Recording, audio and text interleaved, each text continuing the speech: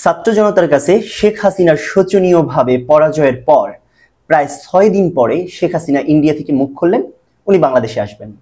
শুধু তাই নয়, উনি আরো কিছু কথা বলেছেন। একটা পত্রিকার বারাত থেকে আমাদের প্রথম আলো সেটা আবার পাবলিশ করেছে, আমি সেখান থেকে আপনাদেরকে পড়ে শোনাবো এবং আদৌ শেখ হাসিনার বাংলাদেশে আসার সম্ভাবনা রয়েছে কিনা সে বিষয়ে আপনাদেরকে বলবো। কিন্তু তার আগে এনার যে পুত্র আছেন, উনি হচ্ছে তথ্য উপদেষ্টা, প্রধানমন্ত্রীর এই তথ্য প্রযুক্তি উপদেষ্টা গুগল সার্চ ইঞ্জিনের আগে আরো কি সার্চ ইঞ্জিন আবিষ্কার করে ফেলেছেন। তিনি বেশ কিছু কথাবার্তা ওনার মা এই দেশ থেকে পালানোর পরে বলেছেন। ঠিক কি কি বক্তব্য দিয়েছেন এই গত 6 দিনে তা একটু আমরা দেখার চেষ্টা করব, তাহলে আমরা আসলে মোটামুটি বুঝতে পারবো যে আদৌ উনি দেশে আসবে কিনা। তার চেয়ে বড় কথা, যেই পরিস্থিতি তৈরি হয়েছে তাতে এখনো যেটা চলছে, হিন্দুদের দিয়ে উদ্দেশ্যমূলকভাবে শাহবাগে সমাবেশ করানো এবং বাংলাদেশে হিন্দু নির্যাতন হচ্ছে, কলকাতার মিডিয়াগুলো যেভাবে ঝেঁকে বসেছে এবং মনে হয় যেন যুদ্ধ লেগে গেছে যেরকম রিপোর্ট করতেছে, সবকিছু মিলিয়ে এবং একটা কু হওয়ার চেষ্টা আছে, এই ধরনের কথাও বাতাসে ভেসে বেড়াচ্ছে। অন্যদিকে সুপ্রিম কোর্টে জানলেন যে আবার ছাত্র জনতার তোপের মুখে পদত্যাগ করতে হলো প্রধান বিচারপতিকে। সেক্ষেত্রে ছেলের কথাগুলো আসলে আমরা একটু শুনে নিই, তারপরে বুঝবো এবং আমিও বলার চেষ্টা করবো শেখ হাসিনা আসছেন কিনা। শেখ হাসিনা আর রাজনীতিতে ফিরবেন না, তিনি হতাশ, এটা বলেছেন জয় 6 আগস্ট বিবিসিতে। পরবর্তীতে আবার দেখেন, শেখ হাসিনা মরে যাননি, আমরা কোথাও যাইনি, এটা বললেন 7 আগস্ট এবং জয় বললেন ডেইলি স্টারে। পরবর্তীতে তিনি আবার বললেন শেখ হাসিনা দেশে ফিরবেন, এটা বললেন কালবেলাতে 8 আগস্ট ছাপা হয়েছে। আমি রাজনীতিতে যোগ দিতে প্রস্তুত, এটা বললেন জয়। ওনার মা ঠিক পালিয়ে যাওয়ার পরপরই উনি যে একটা সাক্ষাৎকার দিয়েছিলেন কলকাতার একটা টেলিভিশনে, সেখানে উনি বলছিলেন যে বাংলাদেশে কি হচ্ছে না হচ্ছে বা কি হবে না হবে সেই ভবিষ্যতে ওনার মার বা ওনার কোনো দায়বদ্ধতা নেই। সেই লোক আবার নিজে বলছেন উনি রাজনীতিতে আসবেন এবং আগের বক্তব্য কেন দিয়েছিলেন সেটার ব্যাখ্যা দিয়েছেন উনি আবেগে বলে ফেলেছেন, মানে কি বলে এক প্রকার নিজেকে ধরে রাখতে পারেননি। ওনার মায়ের যে শোচনীয় পরাজয়, এইরকম যে একটা অভ্যুত্থান ঘটানোর পরে তাকে ঘাট ধাক্কা করে দিয়ে দেশ থেকে বের করে দেওয়া হয়েছে, এটা আসলে ওনাকে খুবই কষ্ট দিয়েছে, কষ্ট নিয়ে হতবিহ্বল হয়ে গেছেন, যার কোনো কথা বলেছেন। যাই হোক, এটা হচ্ছে ওনার ব্যাখ্যা।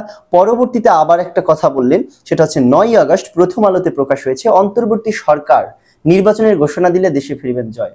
মানে দেশে আসবেন আর দেশের মানুষ আপনাদেরকে ভোটও দিবে। মানে এটা কি 18 নির্বাচন পাইছেন? এটা কি ওই নুরুল হুদা কমিশন আরো কি কি কমিশন গুলো বানাইছিলেন এইগুলো নাকি? রাতের ভোট করবেন, সিল হবে আবার, তেমনটা ভাবতেছেন নাকি আবার কোন এই ধরনের চক্রান্ত করতেছেন? এইরকম দেশে যদি কোনো সুষ্ঠু নির্বাচন হয়, আপনাদের জেতার ন্যূনতম কোনো সুযোগ নেই। মজার বিষয় হচ্ছে আরো একটা রাজনৈতিক চরম লেভেলের ফান করছেন উনি, দেখেন সেটা কি এবং সেটা কত বড় মিথ্যা একটা আলাপ। ওনার মায়ের বক্তব্য থেকে এই ভিডিওতে আমি আপনাদেরকে ক্লিয়ার করব যে প্যাথোলজিক্যাল লায়ার শুধুমাত্র শেখ হাসিনা একাই নয়, তার যে উত্তরসূরি জয় সেও। কিভাবে আশ্চর্যজনক আপনি দেখতে পাবেন ব্যাপারটা। শেখ হাসিনা পদত্যাগ করেননি, তিনি এখনো প্রধানমন্ত্রী, বলেছে জয় 10 আগস্ট ইত্তেফাকে প্রকাশিত হয়েছে।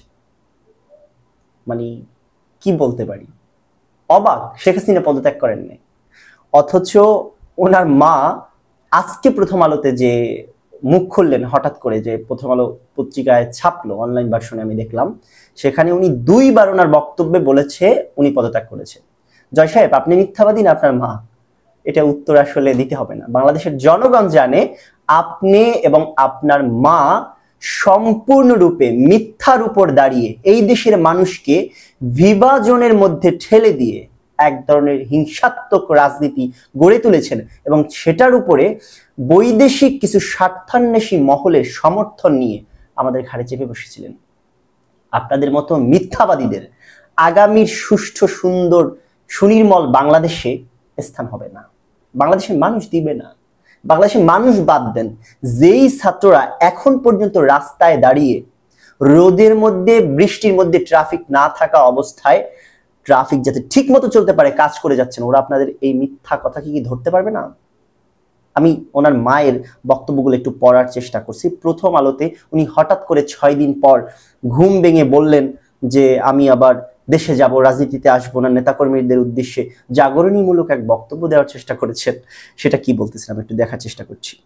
আওয়ামী লীগের সভাপতি শেখ হাসিনা গতকাল শনিবার তার দলের নেতাকর্মীদের উদ্দেশ্যে একটি বার্তা দিয়েছেন। এই বার্তায় তিনি এমন অভিযোগ করেন, বার্তাটি ভারতীয় সংবাদ মাধ্যম দ্য প্রিন্ট দেখতে পেয়েছে। বাংলাদেশের রাজনৈতিক সংকটের পেছনে বিদেশি শক্তির হাত আছে কিনা তা খতিয়ে দেখা হচ্ছে বলে ভারত সরকারের পক্ষ থেকে ঘোষণা দেওয়ার কয়েকদিনের মাথায় এমন কথা বললেন শেখ হাসিনা। বার্তায় শেখ হাসিনা বলেন, আমি যদি যুক্তরাষ্ট্রের হাতে সেন্ট মার্টিন ও বঙ্গোপসাগর ছেড়ে দিতাম তাহলে ক্ষমতায় থাকতে পারতাম। এর মানে মার্কিন যুক্তরাষ্ট্রকে যদি এই সেন্ট মার্টিন বঙ্গোপসাগর না লিখে দেয় তাহলে তারা কাউকে ক্ষমতায় থাকতে দিবে না। দেখবো তো বাংলাদেশে সরকার একটা অন্তর্বর্তীকালীন গঠন হয়েছে না, আরো তো আসবে। কারা মার্কিন যুক্তরাষ্ট্রকে বঙ্গোপসাগরের সেন্ট মার্টিন লিখে দিয়ে ক্ষমতা থাকে দেখবো না আমরা, প্রমাণিত হয়ে যাবে। সব কথাগুলো মানে কি বলবো, যে যা তা মিথ্যা কথা বলে মানুষকে এখনো মনে করছেন কি আপনাদের ক্ষমতা আছে, যা বলবেন মানুষ জিহুজুরি করবে, আর এইটা বলে পার পেয়ে যাবেন। বাহ, চমৎকার। তো উনি বললেন, অনেকদিন ধরেই যুক্তরাষ্ট্রের সঙ্গে শেখ হাসিনা সরকারের টানাপোড়েন চলছিল। শেখ হাসিনা বলেছিলেন তিনি এক শ্বেতাঙ্গ ব্যক্তির কাছ থেকে একটি প্রস্তাব পেয়েছেন, তাকে বলা হয় বিমান ঘাঁটি করতে দিলে তিনি সহজে ক্ষমতায় থাকতে পারবেন। সাবেক প্রধানমন্ত্রী শেখ হাসিনা লাশের মিছিল যাতে দেখতে না হয় সেজন্য তিনি পদত্যাগ করেছেন। তারা শিক্ষার্থীদের লাশের উপর দিয়ে ক্ষমতা আসতে চেয়েছিল, তিনি তা হতে দেননি। মানে লাশ পড়ে নাই, লাশের মিছিল মানে কত কত হাজার কত লক্ষ হলে লাশের মিছিল হয়। শেখ হাসিনার কাছে কত লক্ষ ছাত্র মারা গেলে সেটাকে লাশের মিছিল হতো। বাংলাদেশটা কি তো লাশ বানিয়ে আপনি চলে গেছেন। তাছাড়া আপনাকে তো ক্ষমতা ছাড়ার তো কথা না, আপনি তো ক্ষমতা ছাড়েন নাই, আপনাকে তো ক্ষমতা ছাড়তে বাধ্য করা হয়েছে। ৪৫ মিনিট সময় আপনাকে বেঁধে দেওয়া হয়েছে। আপনি বাহিনীগুলোকে আরো চড়াও হতে বলেছিলেন, তারা ঠিকঠাক মতো জনগণের উপরে চড়াও হচ্ছে না, কারণ আপনি ক্ষোভ প্রকাশ করছিলেন। এগুলো প্রকাশিত ঘটনা। শেখ হাসিনা তার বার্তায় দেশে ফিরে আসার অঙ্গীকার করেন। তিনি বলছেন, আমি শীঘ্রই দেশে ফিরবো ইনশাল্লাহ, পরাজয় আমার কিন্তু জয় বাংলাদেশের জনগণের। কেন বাংলাদেশের জনগণের জয় হবে কেন? আপনার বিরুদ্ধে নাকি এই জামাত, শিবির, এরা বিএনপি কারা কারা আপনার বিরুদ্ধে চক্রান্ত করছে। দেশের মানুষ আপনার সাথে আছে, দেশের মানুষ আপনাকে তিনবার ভোট দিয়েছে, এমনটা না কথা। তো হঠাৎ দেশের মানুষ বিজয় হইল, এটা কেমন আলাপ হয়ে গেল না?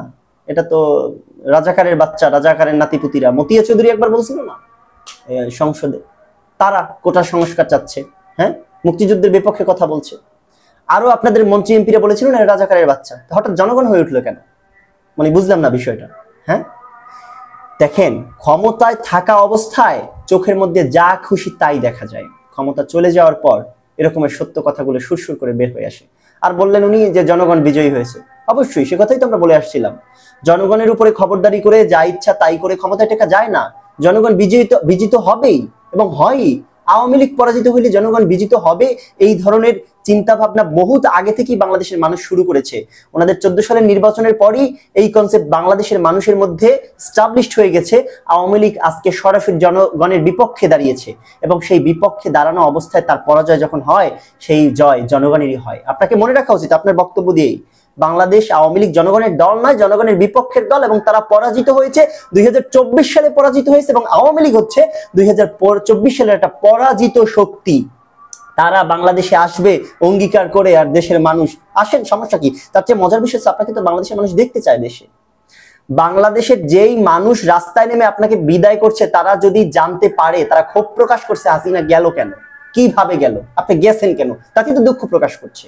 যদি আপনার নামে মামলা দেওয়ার হিড়িক শুরু হয়ে যায় না, মানে মামলা নিয়ে প্রশাসন কুলাতে পারবে না, এত মামলা মানুষ সব প্রণোদিত হয়ে দিবে। আপনার ইন্ডিয়ার সাথে তো বন্দি বিনিময়ের এক ধরনের চুক্তি বাংলাদেশের আছেই, তো আপনি চিন্তা করবেন না, মামলা দেশীয় আন্তর্জাতিকভাবে হলে আপনাকে আনার ব্যবস্থা করা হবে, আপনি খুব অঙ্গীকার করতে হবে না।